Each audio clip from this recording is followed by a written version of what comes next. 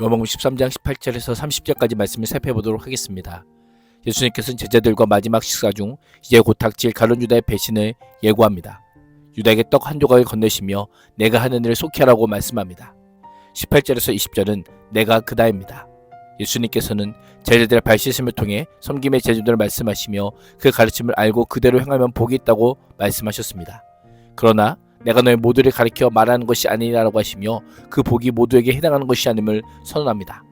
12명의 제자가 모두 예수님을 믿고 목욕 과정을 통해 예수님과 참된 관계에 있지 않다는 의미입니다. 예수님은 나는 내가 택한 자들이 누구인지 알매니라 라고 하시며 가룟 유다는 물론 다른 제자들에 대해서는 정확히 알고 계시다라고 말씀하고 있습니다. 예수님의 알은 어떤 사람들이 알려주거나 제공한 자들을 토대로 한 알이 아니라 전능하신 하나님으로서 신적 통찰에 의한 알입니다. 예수님은 모든 것 스스로 아실 뿐 아니라 완전하게 아시는 분이십니다. 내 떡을 먹는 자가 내게 발꿈치를 들었다는 시편 41편 9절 말씀을 인용합니다. 함께 식사할 만큼 아주 절친하고 신뢰할 수 있는 관계에 있는 자에게 모욕과 수치를 당하고 배반당할 것을 암시합니다. 요한복음에서 예수님께서 구약 예언의 성취를 직접 언급한 것은 이번이 처음입니다. 이는 그만큼 한 제자의 배반이 확실함을 알려줍니다. 지금 예수님은 세상 어두움에 맞서 하나님 나라의 회복을 위한 메시아 사역을 하고 있지만 그 안에서 세상을 따르는 배신자가 있다는 것은 용납할 수 없는 일입니다. 유다는 자신의 욕망에 이끌려 3년간 동고동락했던 스승과 동료들을 배신하고 사탄의 도구로 사용되어 모욕을 안기게 될 것입니다. 그럼에도 예수님은 배반할 자를 알고도 미리 색출하여 처단하지 않습니다. 오히려 그 상황을 성경을 응하게 하려는 것이다 라고 말씀하며 예수님의 선택이 철저히 하나님의 뜻을 이루는 것이요 예수님의 사역이 구약 성경의 예언의 성취임을 알려주고 있습니다. 예수님께서 성경을 인용하여 자신의 운명을 미리 예고하신 이유가 무엇일까요? 19절 하반절은 내가 그인 줄 너희가 믿게 하려 합니다 라고 말씀합니다. 자신이 참 메시아임을 제자들이 믿게 하기 위함입니다. 배반과 체포, 십자가 순환과 죽음의 과정 속에서 제자들이 시험에 들지 않고 예수님의 메시아됨을 굳건히 믿게 하는 것입니다.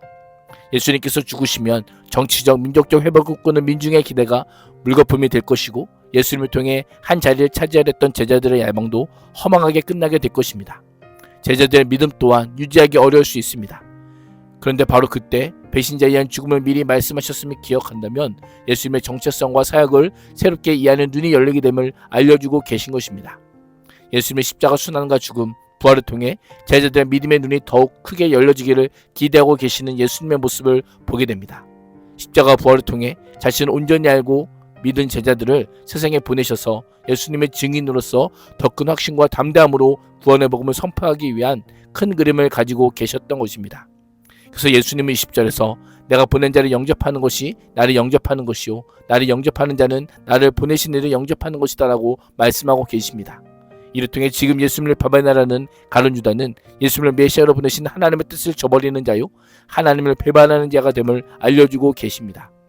21절에서 25절은 너희 중 하나가 나를 팔리라입니다. 유다가 예수님을 배반하는 행위는 주의 뜻을 이루는 일이지만 그럼에도 배반을 언급하는 그 자체로 매우 괴로운 일이었습니다. 예수님이 이 말씀을 하시고 심령이 괴로우셨습니다. 마음이 심하게 교통할 정도로 마음이 힘드셨고 유다에 대한 연민의 감정을 느끼셨던 것입니다. 그러면서 예수님은 단호하게 너희 중 하나가 나를 팔리라 라고 합니다. 제자들은 이 말씀을 듣고 매우 큰 충격을 받았습니다. 상상할 수 없는 일이었기 때문입니다. 제자들은 서로를 쳐다보며 그 사람이 누구일까 하며 당황했습니다. 서로 종이 되어 바르시 서줄 믿음직스러운 관계가 서로를 바라보며 의심의 화살을 겨누는 관계가 되어버린 것입니다. 서로를 향해 의심할 뿐 자기 자신에 대해서는 아무도 의심하지 않습니다. 너희 중 하나라고 하는 표현은 유다이지만 이 말씀을 듣는 제자들 각자가 배신자가 될 수 있는 가능성을 열어두고 있습니다. 공간 복음에는 제자들이 예수님의 말씀을 듣고 몹시 슬퍼하며 하나씩 나는 아니지요 라고 물었음을 언급하고 있습니다. 아무도 믿을 수 없는 괴로운 상태가 되자 베드로가 예수님의 품에 의지하여 누워있던 예수님께서 사랑하시는 제자에게 머리짓을 하며 누구를 두고 하시는 말씀인지 여쭤보라고 합니다. 유대인의 식사 관습은 옆으로 비스듬히 기대어 오른손으로 사용한 음식을 먹고 왼팔과 손으로 턱을 괴거나 식탁에 기대는 자세를 취하였습니다. 예수님이 사랑하시는 제자는 예수님 앞에 예수님의 가슴속에 비스듬히 누워 있었던 것입니다. 학자들은 그가 당시 가장 어렸던 요한복음의 저자 요한이라고 생각하고 있습니다. 그 제자가 예수님의 가슴에 바짝 기대어 주여 누구니까? 라고 묻습니다. 예수님의 팔자가 누구입니까라고 물을 수도 있었지만 최대한 말을 아낌으로 예수님을 배반하는 사건에 대해 크게 떠벌리지 않으려는 모습을 보게 됩니다. 26절과 30절은 예수님과 유다입니다. 요한의 질문에 예수님은 내가 떡 한 조각을 적셔다 주는 자가 그니라 라고 말씀합니다. 이 상황에서 유다의 마음과 태도는 어떠했을까요? 좌불안석이었을 겁니다. 예수님께서 자기 계획을 다 알고 있다고 말씀하셨기에 더욱 긴장되었을 것입니다. 공관복음에 보면 유다 역시 나는 아느지라고 뻔뻔하게 묻습니다. 유다는 배반 계획을 멈추고 예수님께 이실 직구하든지 아니면 마음을 더 모지게 먹고 계획을 진행하는지 결정해야 했습니다. 예수님의 내가 떡 한 조각을 적셔다 준 자가 그니라라고 하시며 유다 이름을 말하지 않으므로 유다가 지금 배반의 길과 제자의 길 가운데 하나를 선택할 기회를 주셨던 것입니다. 예수님은 떡 조각을 적셔 유다에게 주십니다. 이는 유다 배반 계획을 이미 알고 있음을 알려주시는 마지막 경고와도 같은 메시지입니다. 27절은 유다가 조각을 받은 후 곧 사탄이 그 속에 들어간지라라고 묘사합니다. 2절에서 마귀가 유다의 마음에 예수를 팔 생각을 넣었다라고 묘사했다면 이제는 사탄이 직접 그 속에 들어갔다고 표현하므로 유다가 사탄에 완전히 사로잡혀 있는 상태임을 알려주고 있습니다.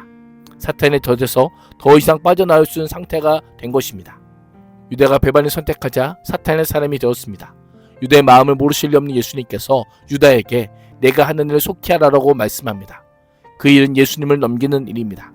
예수님께서 하시고자 하는 일과 유다가 하는 일이 매우 대조됩니다.